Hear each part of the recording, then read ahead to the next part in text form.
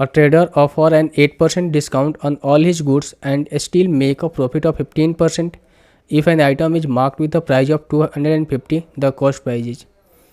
देखो भाई, अंकित मूल्य हमें दे रखा है 250 रुपये, इस पे 8% का डिस्काउंट दे रहा है, ठीक है।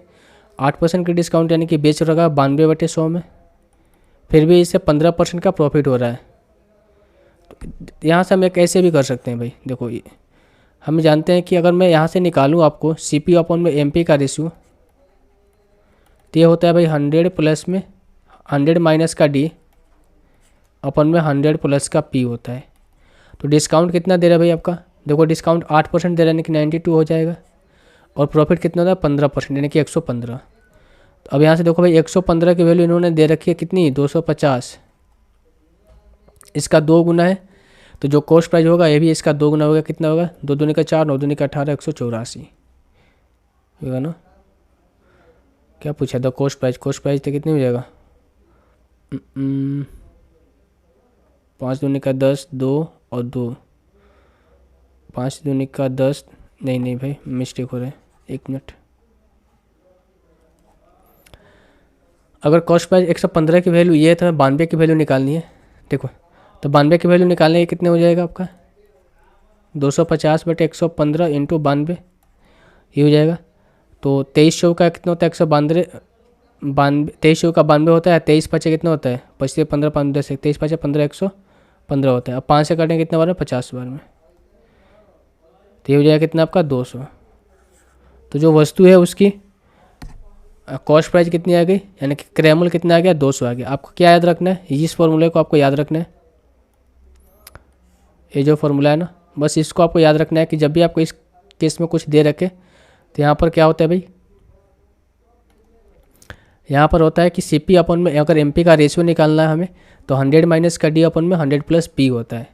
बाकी इसको रेशियो से भी कर सकते हो, अगर मैं यहाँ पर एम पी लिखूँ और एस पी लिखूँ और यहाँ पर सी पी लिखूँ।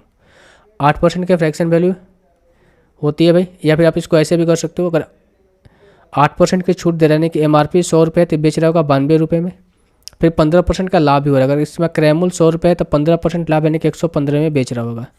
अब रेशियो का इक्विवेलेंट कर लो, 100 इंटू 115, ये हो जाएगा कितना आपका 92 इंटू 115, और हो जाएगा कितना आपका 92 इंटू 100। अगर यहाँ पर देखोगे इसकी वैल्यू हमें दे रखी है कितनी, 250 दे रखी है, हमें इसकी वैल्यू निकालनी है। तो आप क्या करोगे, ये हो जाएगा आपका, देखो ये छोटा हो गया, मैं देख सकता हूँ एक बार,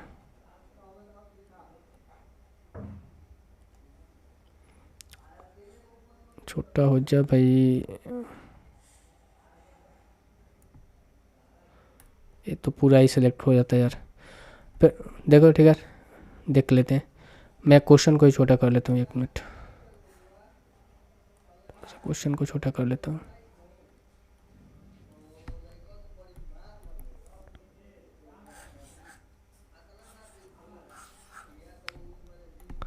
इसकी वैल्यू ये दे रखी है, ठीक है, तो हमें इसका वैल्यू निकालना है, यानी कि सी पी निकालना है। तो सी पी निकालने के लिए क्या करेंगे भाई, इसको मैं यहाँ पर लेता हूँ कि सी पी इक्वल्स टू क्या करेंगे, देखो 250 बटे में 100 गुना 115 और इंटू कितना हो जाएगा 92 गुना 100, 100 से 100 कट जाएगा आपका। देखो 200 भाई 250 बटे में 115 इंटू 92 आ गया ना, 250 बटे 115 इंटू 92 यानी कितना जाएगा 200। तो चाहो तो आप रेशियो से भाई निकाल सकते हो, या फिर चाहो तो आप यहाँ पर, अगर फॉर्मूला आपको याद है, ये सी पी अपन में एम पी का जो रेशियो होता है, ये होता है हमेशा 100 माइनस का डी अपन में 100 प्लस का पी। तो 2 तरीके हो गए, और भी तरीका है, 100 मान के भी बना सकते हो ना क्वेश्चन करने के। तो वेरियस तरीके आप सिर्फ सोच सकते हो कि कैसे कौन कौन सा तरीका आपको इस्तेमाल करना है। तो मुझे उम्मीद है क्वेश्चन आपको समझ में आया होगा।